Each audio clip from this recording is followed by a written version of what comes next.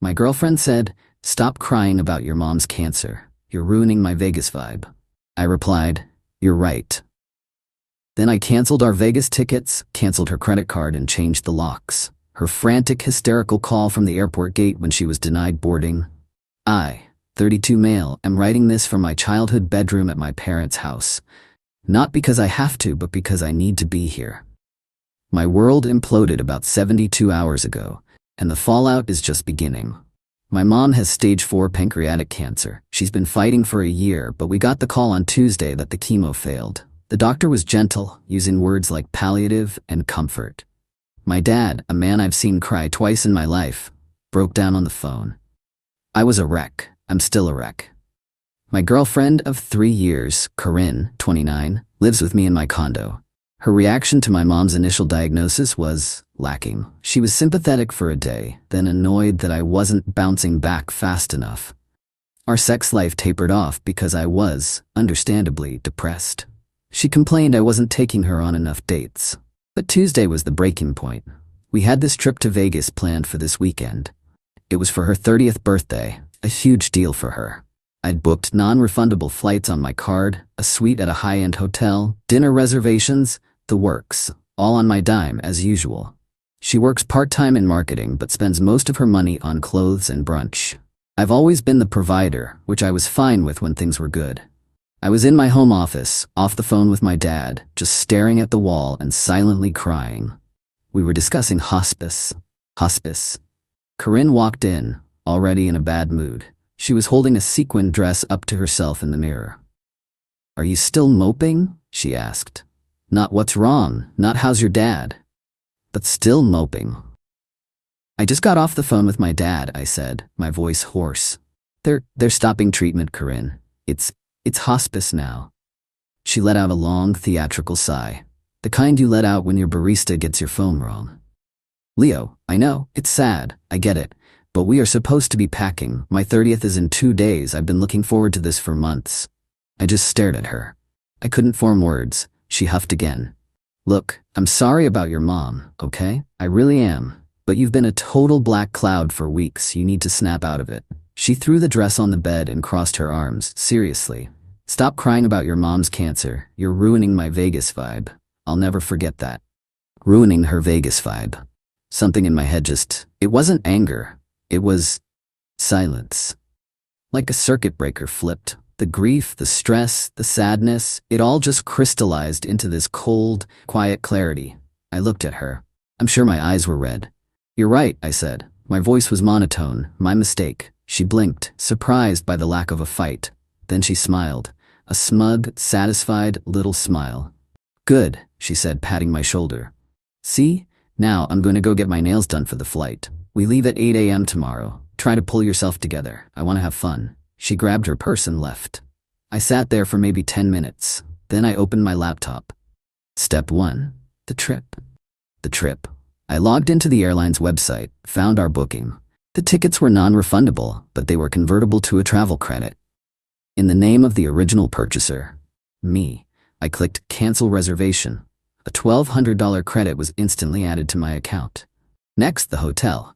My deposit was lost, but I canceled the remaining nights. I ate the $400 deposit. It was worth it. Step 2, the finances. I logged into my credit card account.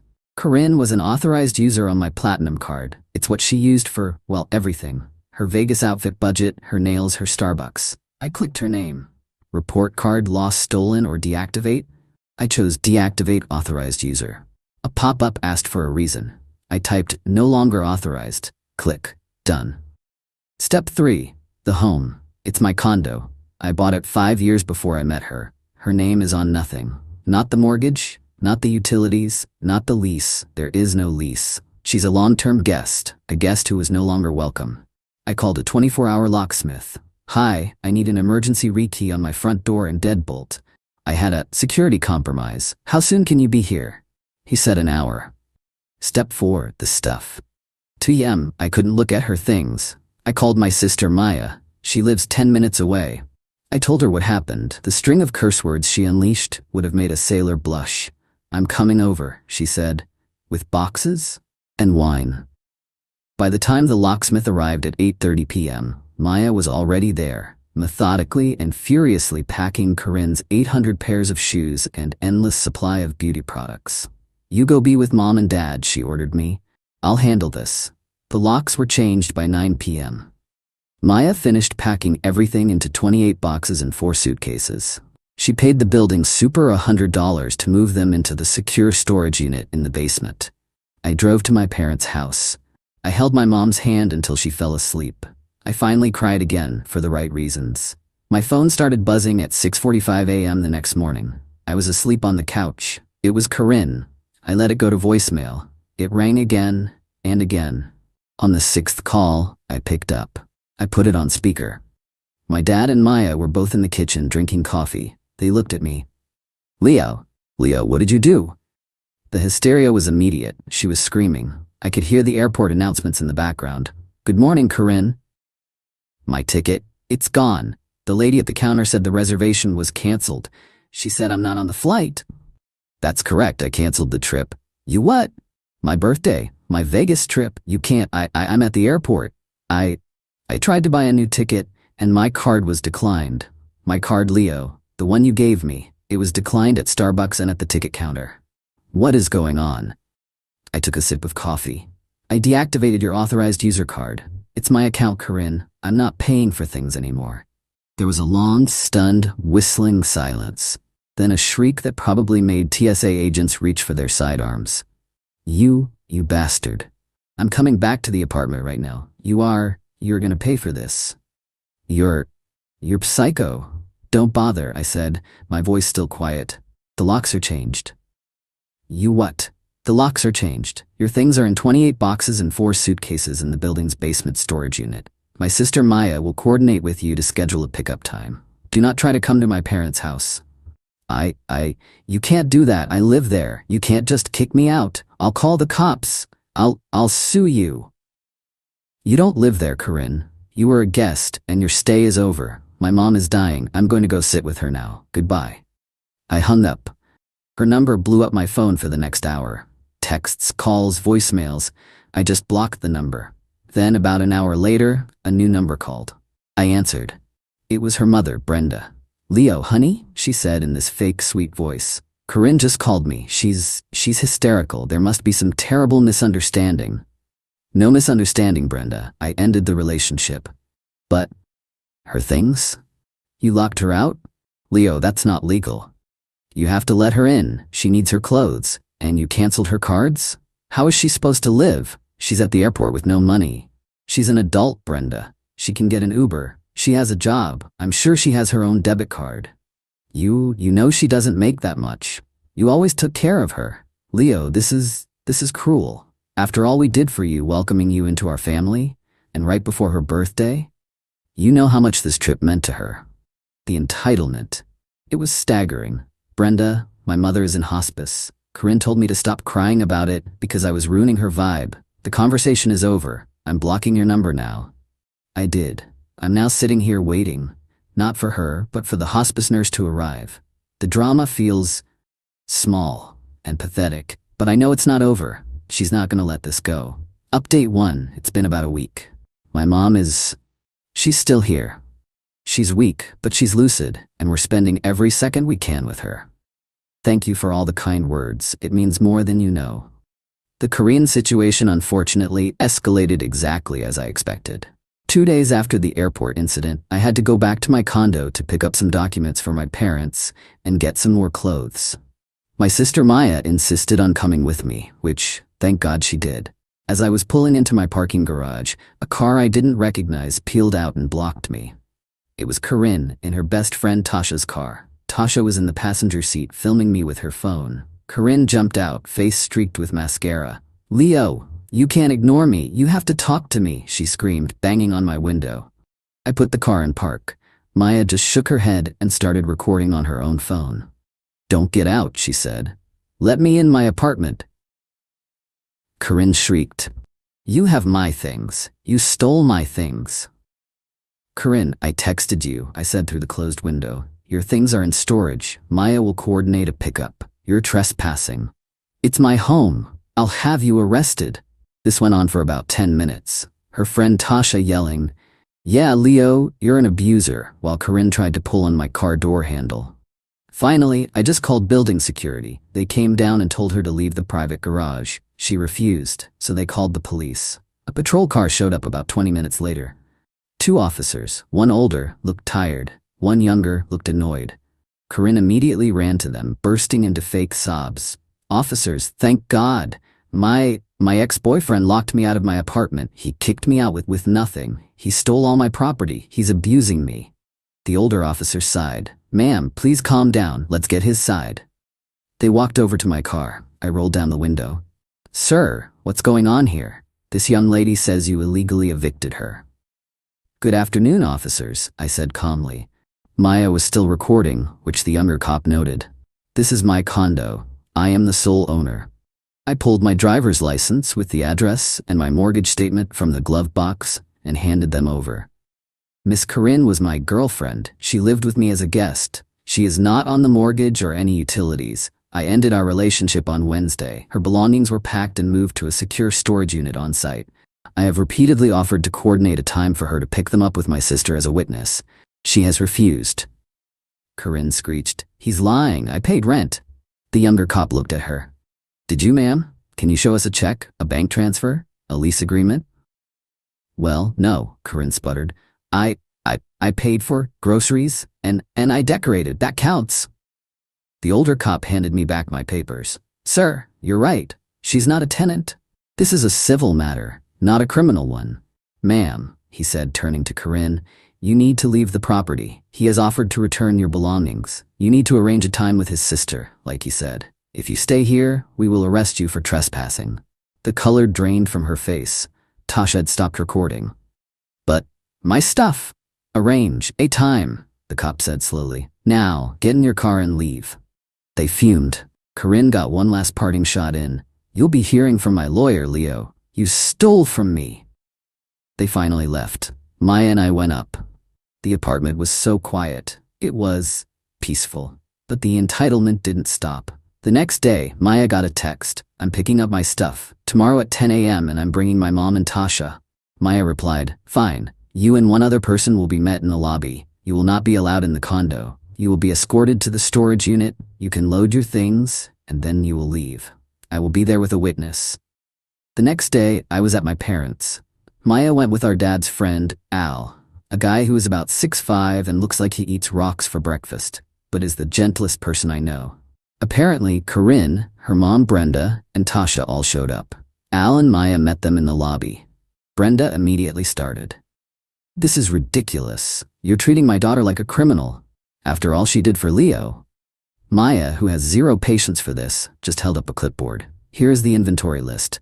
28 boxes, 4 suitcases. You'll be escorted to the unit. You load your own stuff. Once you have it, you sign this paper confirming receipt, and you leave." They went down, they started loading, and then, the dirty trick I was waiting for. "Where is it?" Corinne said, her voice dangerously quiet. "Where is what?" Maya asked. "My laptop, my brand new MacBook Pro, the silver one." Maya was confused. "Your laptop is in box 12 marked electronics. It's your old white one." "No," Corinne shrieked. "My new one, the one I bought for the trip. It was in the bedroom. You stole it." Brenda pounced. "She stole it? Maya, you thief. That's a $2,000 computer. We're calling the cops again." Maya just looked at her. "Corinne, there was no new laptop in that room. I packed every single thing. Are you sure you're not mistaken?" "I am not mistaken." And then Tasha, the friend, made the fatal mistake. "Oh my God, Corinne, just tell them. It's not like it matters now." Corinne looked like she'd been slapped. "Tell them what?" Maya asked. Corinne looked at Brenda, then at Maya. The bill. It was on his card, the one he canceled." It all clicked for Maya. You bought a $2,000 laptop on Leo's credit card, knowing you were just an authorized user? He always pays." Corinne screamed, her face red. It was an early birthday present. He owes me, and now you've stolen it, and he canceled the card so I can't even pay for it. He's ruined my credit." She doesn't understand how authorized users work. It doesn't affect her credit, it's just my bill. Maya actually laughed. "Let me get this straight. You're angry because you tried to stick my brother with a $2,000 bill for a laptop he didn't know about. And you're mad because... What? We didn't find the laptop you must have? What? Had delivered somewhere else? Hidden? Corinne and Brenda just stared, caught. The laptop, it turns out, was at Tasha's house. She'd had it shipped there, probably so I wouldn't see the package. She was just trying to see if she could claim we stole it and stick me with the bill. Al just crossed his arms. Take your boxes and go. They loaded the rest in furious silence, threw the signed paper at Maya and peeled out. I thought that would be the end of it. I really did. I was so naive. Update 2. This is hard to write. My mom passed away 3 days ago. She went peacefully in her sleep. My dad, Maya, and I were all there. The last 2 weeks have been a blur of grief and just emptiness. The funeral was yesterday. I've never felt so hollowed out. And in the midst of this, the world's most pathetic, entitled drama continued. About a week before Mom passed, I got a certified letter. My hands were shaking, thinking it was something medical. It was from a lawyer. Corinne was threatening to sue. She was demanding $2,500 for the MacBook Pro, a promised gift he refused to pay for, $1,200 for the value of the Las Vegas trip, $5,000 for emotional distress and illegal eviction, and $800 for a ceramic heron. I stared at that last one. A ceramic heron. A tacky, blue-glazed bird statue that I bought at a home goods store for $40 because she liked its vibe. She was now claiming it was a priceless family art piece that my sister had intentionally destroyed during the move. Maya confirmed it was in the knickknacks box, wrapped in bubble wrap. I just handed the letter to my dad, who was sitting at the kitchen table. He read it. His face, already etched with grief, tightened. Don't worry about this, son, he said. This is just noise. Focus on your mother. I'll handle it. My dad, it turns out, has a lawyer on retainer for his business. He forwarded the letter with a one-sentence email. Handle this garbage. The lawyer sent back a response so scathing it probably singed the mailman's eyebrows. It outlined in brutal legal detail that Corinne, as a non-tenant, had 0 eviction rights, that promised gifts are not legally enforceable, and the $2,500 charge on my credit card was, in fact, potential financial fraud. That I, as the purchaser of the tickets, had every right to cancel my own purchase. That we had a signed inventory list for all her items, including the priceless $40 heron. And finally, that if she or her attorney contacted me or my family again while we were in bereavement, we would pursue a restraining order and sanctions for harassment. We heard nothing after that. The funeral came and went. I was standing by my mom's graveside and my phone buzzed, a text from an unknown number. It was Tasha, the friend. Leo, I know you probably hate us, but I had to. Corinne she's not right. She's telling everyone you are the monster, that you used your mom's cancer as an excuse to dump her and steal her money. I can't be around it anymore. She's toxic. I'm sorry for my part in this. I'm so sorry about your mom. I just stared at the text, used it as an excuse. But the real justice, if you can even call it that, came this morning. It's the only reason I'm even writing this update. I got a call from Corinne, from jail. I almost didn't answer, but the call was from the county booking number. I picked up, morbidly curious. Leo, you have to help me. You have to bail me out. She was sobbing hysterically. What happened, Corinne? It's Brenda, my mom. We had a fight about the laptop. The bill came. I couldn't pay it. It's on my card. I opened a new card to buy it and I can't pay it. I was confused. What does that have to do with... She said I had to return it. I told her I couldn't. I'd already used it and she tried to take it, to return it herself. And I pushed her. I pushed her, Leo, and she fell. She hit her head on the coffee table and she called the cops. She called the cops on me. She was wailing. They arrested me. Domestic something. Assault. Leo, please, you have to call Brenda. Tell her to drop the charges. She'll listen to you, please. The sheer galactic level entitlement to call me, the man whose vibe she was worried about while his mother was dying, to ask me to save her from her own mother, who she assaulted over the laptop she tried to steal from me. I was quiet for a very long time. Leo, are you there? Please, it's cold in here. No, Corinne. No what? Please, Leo, I'll pay you back for everything. I love you. I made a mistake. A terrible. No, I will not be helping you. Not now, not ever. Do not call me again. We are done.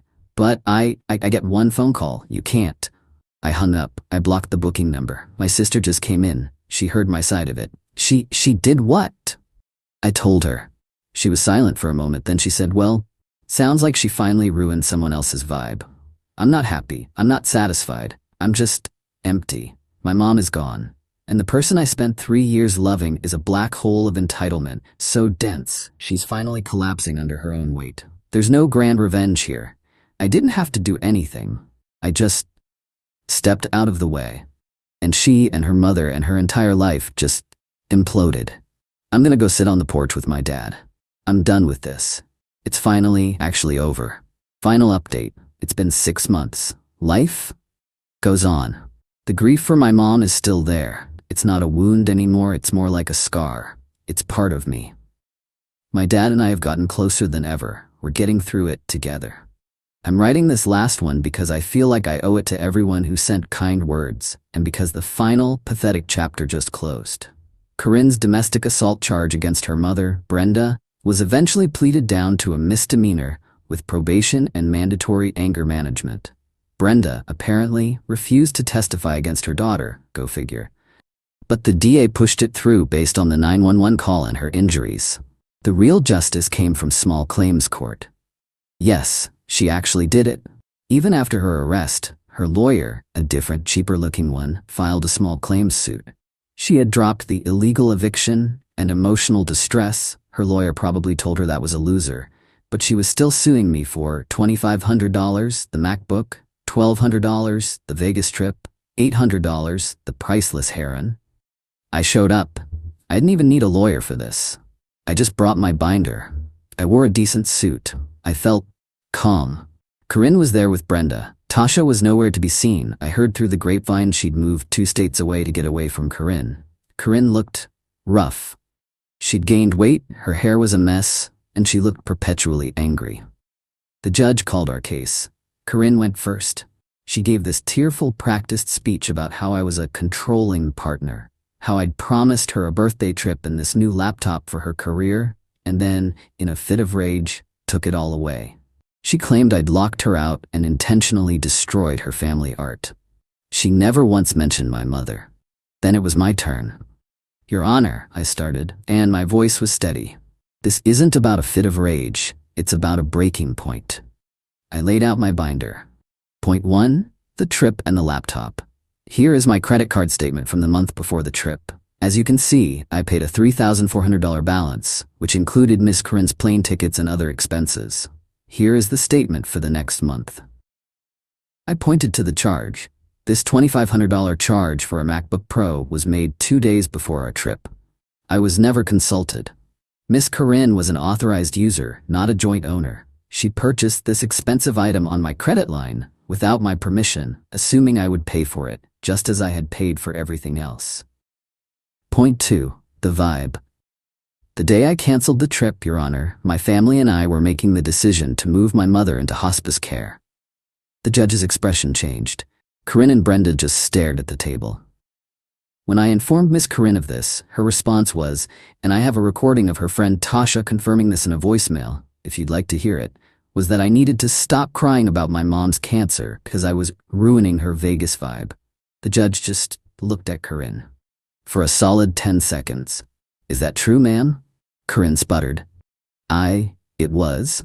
I was upset. He was ruining my birthday. The judge's face was stone. Go on, sir. Point 3, the heron. As for the $800 ceramic heron, here's the original box it came in, which my sister kept. I pulled out the box, which had the home goods store logo on it. And here is my bank statement from 2 years ago, showing the $40 purchase from that store. It's not a family art piece, it was a knick-knack. The judge looked at the receipt, then at the box, then back at Corinne. Ma'am, the judge said, you are wasting this court's time. You are attempting to profit from a man's profound personal tragedy. You lived in his home, rent-free. You used his credit card as your personal bank account, and when he was at his lowest, you berated him. And now you are here under oath, lying about a $40 statue. Corinne was bright red. Case dismissed with prejudice. Then the judge looked at me. And sir, I am truly, deeply sorry for your loss. Brenda started to screech outside the courtroom. You humiliated her. You lied. You're a monster. I just looked at Corinne. All the hate, the anger, the pain, it was gone. I felt nothing. Just pity. She was pathetic. A 30-year-old woman living with her mom, in debt for a laptop she couldn't afford, with a criminal record, still screaming that everyone else was the problem. I just walked away. I didn't say a word. I heard from that same mutual friend that Corinne is now working as a cashier at a craft store. Brenda is apparently garnishing her wages to pay for the damage Corinne did to her house during their fight and for the legal fees. My life isn't a movie. I'm not healed. I miss my mom every single day. But my condo is quiet. My life is simple. My dad and Maya and I have dinner every Sunday. I'm starting to think about dating again, but I'm in no rush. The revenge wasn't some grand complicated plan. It was just dropping the rope.